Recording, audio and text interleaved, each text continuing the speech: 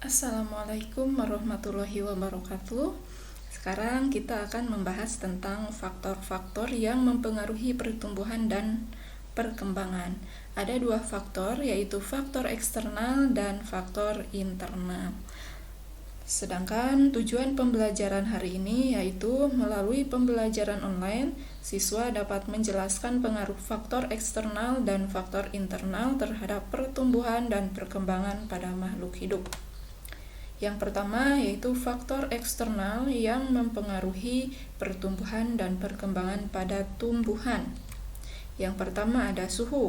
Suhu lingkungan ini mempengaruhi kerja enzim dan hormon metabolisme pada tumbuhan, di mana enzim dan hormon sendiri ini berasal dari protein. Protein ini akan rentan apabila terkena suhu yang rendah ataupun suhu yang tinggi, maka memerlukan suhu yang optimum agar dapat tumbuh dengan baik.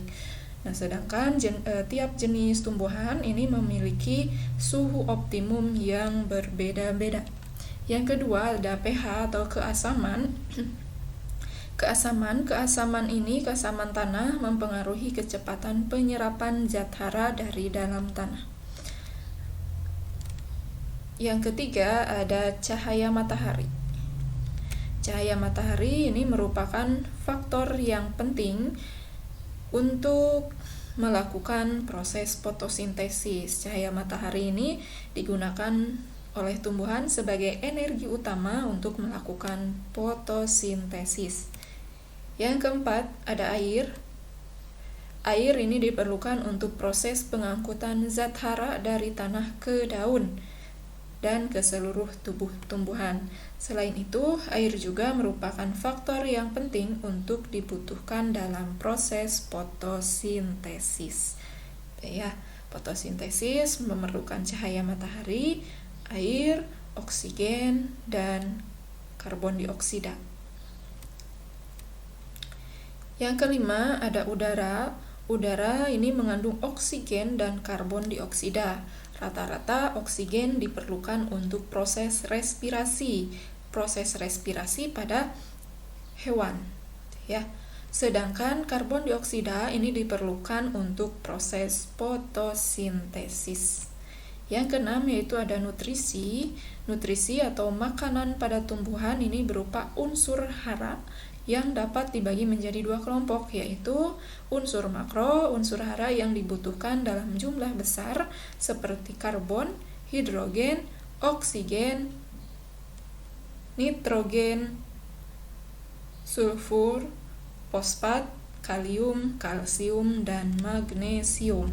Yang kedua ada unsur mikro, yaitu unsur hara yang dibutuhkan dalam jumlah kecil atau sedikit, ya, dibutuhkan dalam jumlah sedikit, mikro, seperti kuprum, zinc, karbon monoksida, mangan, Fe atau besi, Cl atau klorin, dan Na atau natrium.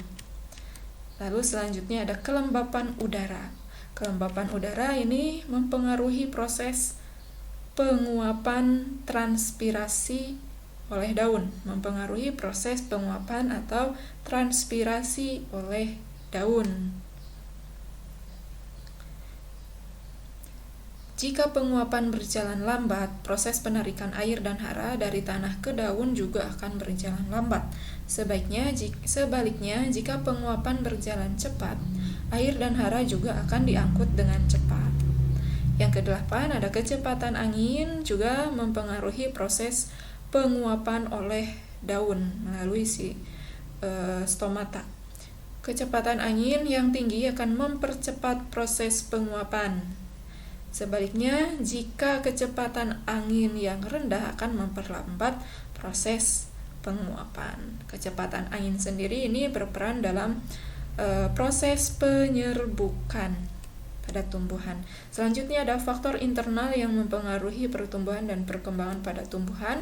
Yang pertama ada gen. Gen merupakan unsur dari DNA. Ini DNA, sedangkan gen yaitu yang menyusun DNA. Selanjutnya gen itu adalah penentu sifat makhluk hidup yang diwariskan dari generasi ke generasi. Misalnya sifat warna, termasuk tumbuhan. Gen dapat menentukan pola pertumbuhan dan perkembangan pada tumbuhan yang bersangkutan. Yang kedua ada hormon. Hormon ini sebagai pembawa pesan kimiawi antar sel atau antar kelompok sel.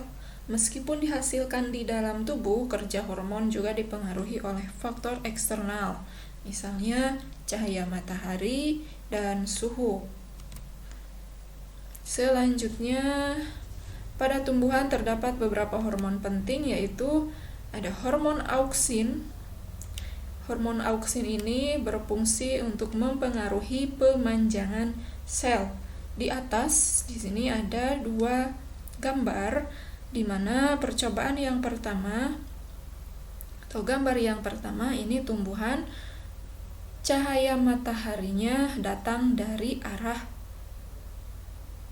atas, ya. Cahaya matahari datang dari arah atas atau arah tengah, sedangkan gambar yang kedua, cahaya matahari datang dari arah samping.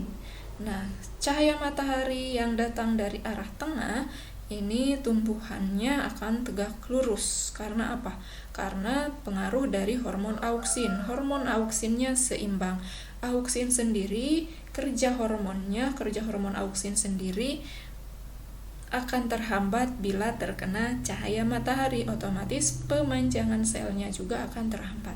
Yang kedua, ini gambarnya cahaya matahari datang dari arah samping, otomatis bagian tumbuhan yang terkena cahaya matahari, kerja hormon auksinnya akan terhambat dan pemanjangan selnya akan terhambat. Sedangkan di bagian tumbuhan yang kurang cahaya matahari, kerja hormon auksinnya menjadi lebih optimal, sehingga pemanjangan sel pun akan berjalan dengan optimal, ya. Jadi ini ketika cahaya matahari datang dari arah samping, tumbuhan akan membelok ke arah cahaya matahari, gitu ya. Hormon auksin. Selanjutnya, fungsi hormon auksin merangsang kambium agar membentuk xilem dan flum. Yang ketiga, memelihara elastisitas dinding sel. Yang keempat, membentuk dinding primer. Kelima, mendorong terjadinya partenogenesis atau pembentukan buah tanpa melalui penyerbukan. Yang selanjutnya, untuk mendorong pembentukan akar cabang atau akar lateral. Lalu mempengaruhi dominansi apikal batang atau mempengaruhi pertumbuhan pucuk pada batang atas, pucuk atas, ya.